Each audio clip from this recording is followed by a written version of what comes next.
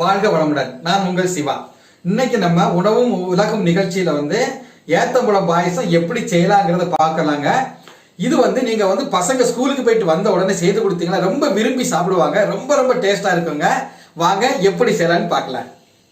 இதுல ஒரு 2 நீங்க ஏத்தம்பழம் எடுத்துக்கோங்க. இப்படி தோலை உரிச்சு வச்சிருக்கிறேன். இப்போ இதை என்ன பண்ணணும், சின்ன சின்னதாட்டு நம்ம கட் பண்ணணும். இந்த பாருங்க, இந்த மாதிரி இப்படி கட் பண்ணி எடுத்து கொஞ்சம் பெரிய பெரிய சைஸாக கட் பண்ணணும். இந்த பார்த்தீங்களா, இந்த சைஸில் கட் பண்ணணும். இதை கட் பண்ணி ஏன்னா நெய்யில் வதக்குனால கொஞ்சம் திக்னஸ் இருக்கணும். முதல்ல இப்படி கட் பண்ணி நம்ம எடுத்துப்போம். ஒரு 2 வாழைப்பழத்தை இந்த மாதிரி நம்ம கட் பண்ணி எடுத்துப்போம். பாருங்கள், இப்போ நம்ம நான்ஸ்டிக் அடுப்பில் வச்சுருக்கோம். நல்லா சூடாகிட்டு நெய்யை அதுக்கு போடுறோம். நெய்யை பாருங்கள், நெய் போடுறோம் கொஞ்சம். ஏன்னா இந்த நெய்யில் தான் நம்ம ஏத்தம்பழத்தை நம்ம கொஞ்சம் வதக்கணும். அழகாக நெய்யில் வதக்கணும். நெய் சூடாகட்டும். தீயை எப்போவுமே நீங்கள் குறைவாக வைக்கணும். பாருங்கள், நெய்யை நல்லா சூடாகிட்டு இப்போ இந்த ஏத்தம்பழத்தை நம்ம இதில் போடுவோம். கொஞ்சம் கவனமாக போடணும். நெய் இல்லைன்னா மேலே கையிலலாம் போட தெரிச்சிடும். கொஞ்சம் மெதுவாக ஏத்தம்பழத்தை இந்த நெய்யில் போட்டுருவோம். தீயை நான் சிம்மில் தான் வச்சுருக்கிறேன். ஏன்னா சிம்மில் தான் வச்சு நம்ம பழம் பார்த்திங்களா உடனே ஒரு மாதிரி கரிஞ்சிடும். அதுக்காக தீயை சிம்மில் வச்சு நம்ம கொஞ்சம் அப்படி வதக்கணும்.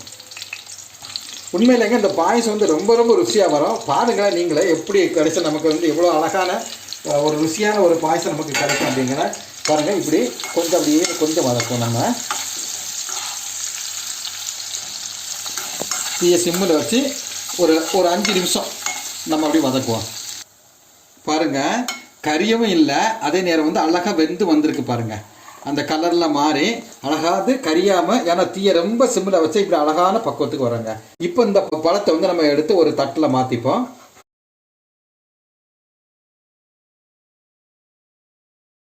பாருங்கள், இப்படி தட்டில் நம்ம எடுத்து வச்சுருவோம். இப்போ அடுத்தால ஒரு 100 கிராம் 150 கிராம் ஜவ்வரிசி எடுத்து இப்போ நம்ம வேக போடலாம். பாருங்கள், இந்த ஜவ்வரிசியில் நான் இப்போ தண்ணி ஊற்றி ஃபஸ்ட் நம்ம இப்படி கழுவிட்டு அதுக்கப்புறம் நம்ம வேக வைக்கலாங்க. ஜவ்வரிசி வேக வச்சுருக்கிறேன். அதாவது இந்த 150 கிராம் எடுத்துருக்கிறேன். அதில் ஒரு 1.5 கப்பு தண்ணி ஊற்றி இப்போ நான் வேக வச்சுருக்கிறேன். இது நல்லா வேகட்டும். பாருங்கள், இந்த ஜவ்வரிசி அடி பிடிச்சிடக்கூடாது. அதுக்காக நான் என்ன பண்ணியிருக்கேன்னா கொஞ்சம் கொதிக்க வரைக்கும் தீயை ஜாஸ்தி வச்சுருந்தேன். இப்போ என்ன பண்ணுறேன்னா தீயை கம்மி பண்ணி வச்சுருக்கிறேன். ஒரு 20-30 செகண்டுக்கு வரைக்கும் இப்படி திறந்து மூடியை திறந்து கொஞ்சம் இப்படியே கொஞ்சம் கிண்டி விட்டுக்கணும் நம்ம. ஏன்னா அடி பிடிச்சிச்சின்னு சொன்னால் உங்களுக்கு கொஞ்சம் கஷ்டமாக இருக்கும் அது. சரிங்களா? பாருங்கள், ஜவ்வரிசி கொஞ்சம் அடி பிடிக்காமல் அழகாக வெந்திருக்குது. இப்போ நான் இதில் தேங்காய் பால் ஊற்றுறேன். பாதி தேங்காய், அதான் அரை முறின்னு நம்ம சொல்லுவோம்ல, அதில் கொஞ்சம் ஊற்றிருக்கு. இப்போ நம்ம அந்த தேங்காய் பாலில் பாதி தான் விடணும், ஃபுல்லாக இப்போவுமே விட்டுறக்கூடாது. பாருங்கள், அந்த தேங்காய் பாலில் பாதி இப்போ நான் விட்டுருக்குறேன். இப்போ விட்டுட்டு கொஞ்சம் கிளறி கொடுக்கணுங்க. சரிங்களா? இப்படி கொஞ்சம் நம்ம கிண்டி விட்டுருவோம். கொஞ்சம் நேரம் இப்படி ஒரு 2 நிமிஷம் கொஞ்சம் சூடாகணும். ஆனால் ஃபுல்லாக நம்ம தேங்காய் பாலை கொதிக்க விடலை. அதனால் இதில் கொழுப்புலாம் கிடையாதுங்க. தேங்காய் பாலை நம்ம ரொம்ப நேரம் கொதிக்க விட்டால் தான் கொழுப்புன்னு சொல்லுவாங்க. இப்போ இதை கிண்டி தான் விடுறோமே தவிர கொதிக்க வைக்க மாட்டோம். பாருங்கள், இப்போ நம்ம இதில் சர்க்கரையை போடுறோம். எவ்வளோ போடணும்னா ஒரு 6-7 ஸ்பூன் போட்டால் போதும். ரொம்பவும் நம்ம போடக்கூடாது. 5 ஸ்பூன் கூட போதும். ரொம்ப இனிப்பு நமக்கு வேண்டாம்.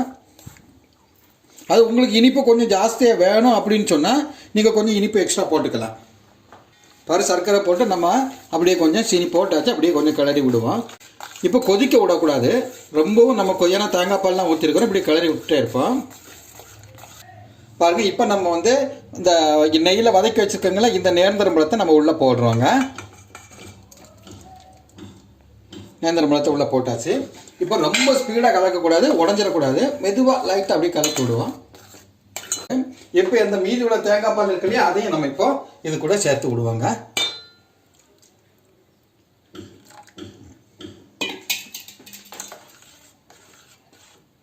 நான் சர்க்கரை கம்மியாக போட்டிருக்கிறேன். இப்போ கொஞ்சம் இனிப்பு நம்ம ஜாஸ்தியாக வேணும்னா கூட ஒரு 3 ஸ்பூன் கூட போடலாங்க, ஒன்றும் பிரச்சனை இல்லை. நான் இனிப்பு நான் ஏன்னா பழமும் கொஞ்சம் இனிப்பாக இருக்கும், அதனால் கொஞ்சம் குறைச்சி நம்ம போட்டிருக்கிறோம். ஏன்னா எல்லாருமே சர்க்கரை ரொம்ப அதிகமாக விரும்ப மாட்டாங்க, அதனால் நான் நார்மலாக போட்டிருக்கேங்க.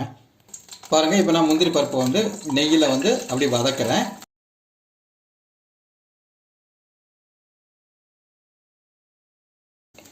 அந்த இதை அப்படியே இதில் கொட்டிடுவாங்க.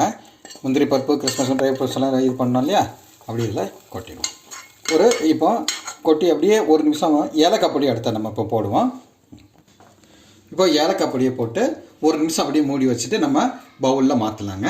இப்போ நேந்திரம்பழம் பாயசம் வந்து நமக்கு ரெடி ஆகிடுச்சு. இப்போ நான் ரொம்ப நான் ஜவ்வரிசி போடலை, நார்மலாக போட்டிருக்கிறேங்க.